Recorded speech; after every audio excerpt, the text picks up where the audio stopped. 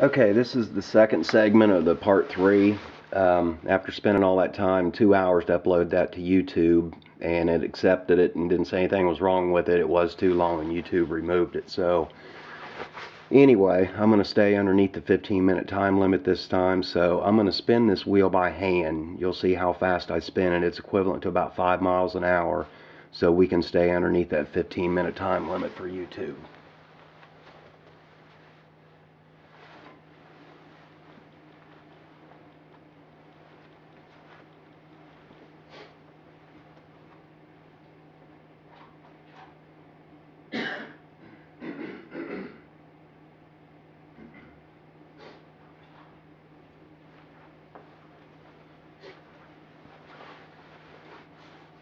And again, on these bearings, you don't want to use any type of lubrication.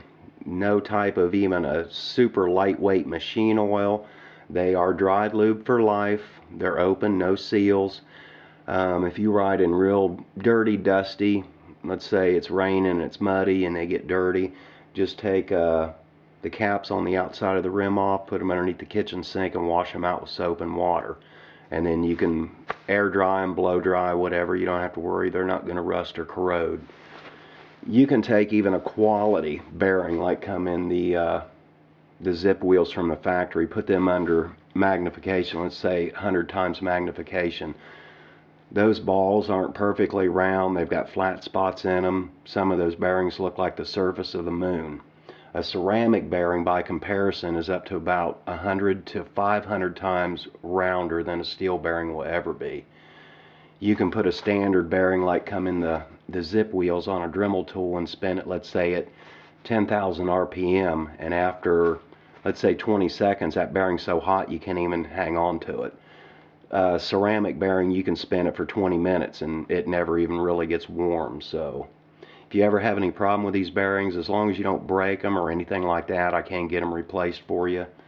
You just have to be careful. I've sold a lot of these to people in the Dallas area, New York, California, to customers, and they've come back and said somebody at the bicycle shop, and I've even called the shops that's fitted the bikes for them when they get it, and oh, we've seen ceramic bearings before, and then I always get this question back about where'd you get those. We've never seen bearings before that were full ceramic, inner outer races, balls and all. And that's what I asked them before the bike was even sent up there. So they are a specialty bearing. A lot of bicycle shops aren't familiar with them. They are very, very brittle. If you would, let's say, drop one on a tile or concrete floor, they'll shatter like if you had mercury in your hand. Other than that, they're harder than steel, but they're very, very brittle. So you can't, tap them in and out of a wheel assembly. They have to be pressed in, and they have to be pressed in precise. They can't go in at an angle or they will snap. But the benefits are just unbelievable to them.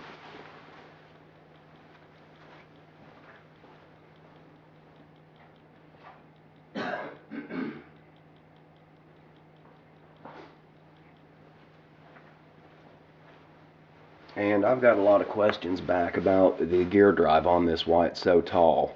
With the strong light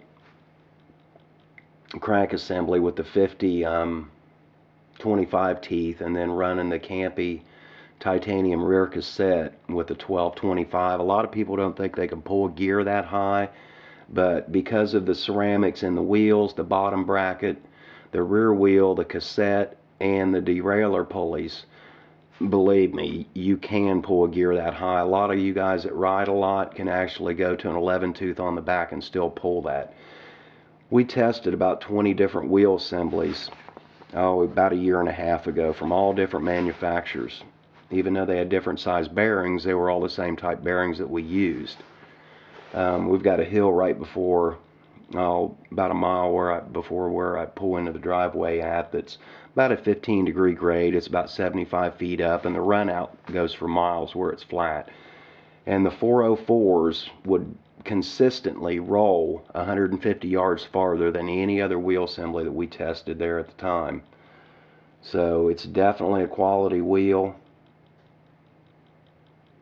And if you've never experienced what ceramic bearings will do on a bike before. I mean, you can tuck in behind a draft behind people and you don't have to pedal.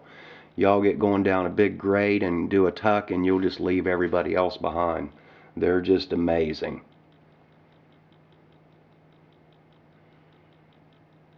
There's no reason really to put them in the pedals or the steering stem. It's just not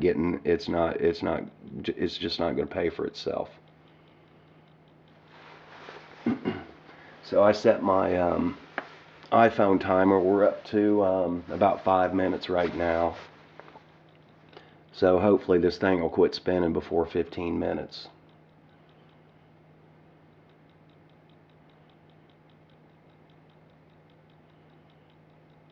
And again, on the first segment of the part 3, you could see where when I did spin it with the Dremel tool, we had no fork flex, no wheel hop. It's just they're just perfectly balanced, and these things will spin forever. Generally, you'll get on a good flip like you do on your bike at home, you'll get over 20 minutes with that wheel turning. And it's just unbelievable when you're on these bikes riding them. It just feels like there's no effort at all. You know, up until the last 2 years, of technology that went into these, the regular consumer couldn't afford that type of, technology with these bearings. But you still need to be really aware of and be cautious of the Chinese bearings that you can get, for $100 that come from China. They're not any better than what the bearings are in your bike now. They may work up until a short while, but they crack, they break. They're not really any rounder than a steel ball, in a standard steel bearing. So you get what you pay for. And again, the guy that I built the other bike, the sister bike to this one that was raced in the Hotter Than Hell 100 last year, he was the highest placing privateer in the pro group, and he's got a full factory sponsorship right now. So whether you're doing it for racing or pleasure or exercise or whatever, you can't beat ceramics.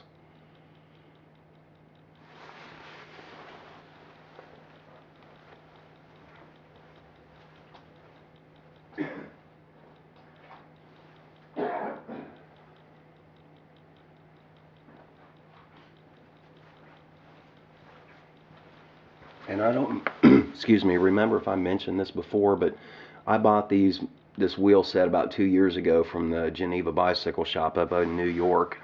When I got them out earlier and did the first part of the video, and it was daytime out and it was real light, you could see the white in the Zipp is starting to, it's got like a yellowish tint to it. If that's a big deal to you, you can get new wheel stickers from Zipp, or you can get them on eBay for pretty cheap, but it may mess up a little bit of the balance on the wheel. I don't think it's worth it, but if it bothers you that bad, you can go ahead and get them replaced. And I'll post that on the auction site as well, that the white on the Zipp, the lettering itself is starting to yellow a little bit. They do that over time. It's not from sun fade or anything else. It's just what happens when they're a couple years old. So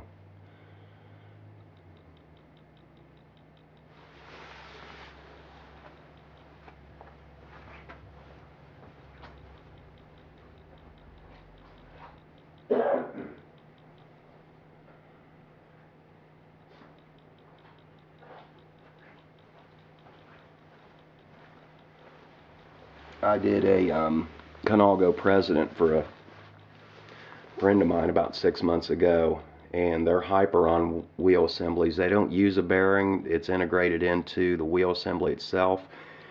You just replace the balls, and we put just ceramic balls in there. And that wheel set actually turned for over 25 minutes on just a standard push onto the spoke. No Dremel tool, no nothing. So that was definitely one of the smoothest rims that we'd ever built to date.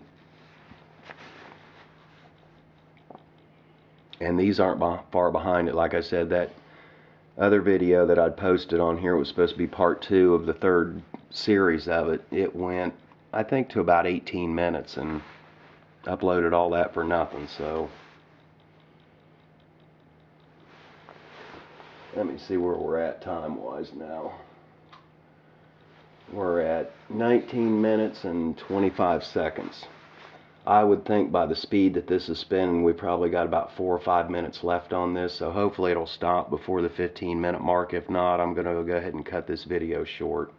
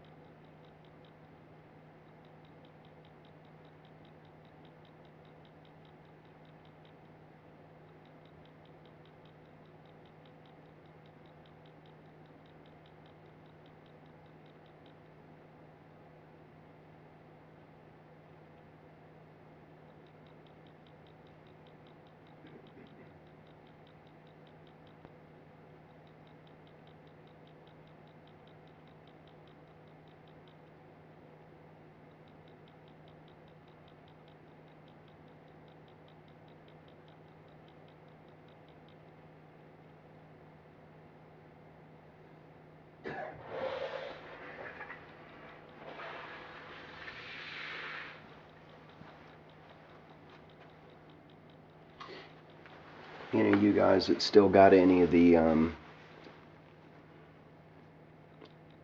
System 6 frames left, you might want to hang on to them. This is one of the last years that they made it. We tested quite a few of the Super 6 frames when they came out, and you know, with the Japanese, they come out with something new every year. It's supposed to be new and improved, and that doesn't necessarily mean that's always the case.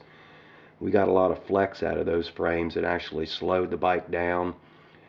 This frame's by far one of the best frames Cannondale's ever produced for road. It's not only one of the lightest frames they ever made, but it's one of the stiffest frames that they ever produced.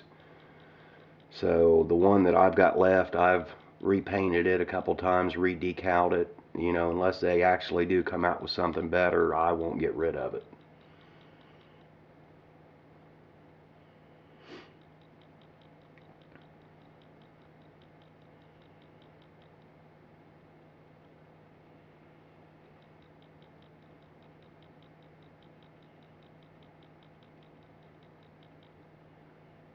And I don't know if I mentioned it earlier, but the wheel weights on this wheel amount to 10 grams, so it's not a lot of weight, but it did a lot as far as the balance on the wheel assembly. The back wheel, you can pedal it up to speed and it'll turn for about 8 minutes with the chain cassette and everything on it. So that's pretty amazing as well. You know, it's just not the front wheel, it's the entire bike that functions like this.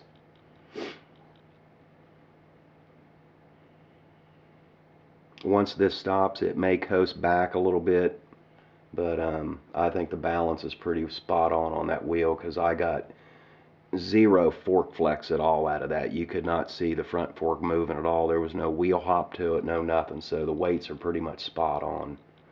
Once we get to about the stage it's turning right now, normally it's about probably about 4 to 5 minutes. So let me see where we're at on time. We're actually at 14:04 right now, so once we hit 15 minutes, I'm going to go ahead and stop it, because I don't want YouTube to kick this video off. In fact, let me just slow it down a little bit.